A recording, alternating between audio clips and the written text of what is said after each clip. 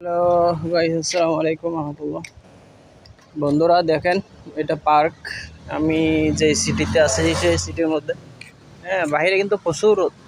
আজকে মনে হয় 37, 40 ডিগ্রি, 38 ডিগ্রি এখন বাইরে রোদ। ওই দেখেন, এখানে পার্কের মধ্যে কত সুন্দর করে একটা জায়গা, পাহাড়ে। আসলে আমি মালয়েশিয়ান সিস্টেমটা আসলেই সুন্দর, আলহামদুলিল্লাহ। হ্যাঁ, বড় বড় গাছ এখানে পার্ক করা আছে। পার্কিংয়ে সবাই দেখেন এটা বান্ডারিয়া মজলিস, বান্ডারিয়া পোলো পিনাঙের আন্ডারে এগুলো করা আছে সব। বাচ্চাদের খেলনার আছে, পার্কিং সব কিছু, আলহামদুলিল্লাহ। দেখেন পার্ক, ও মাশাআল্লাহ। ও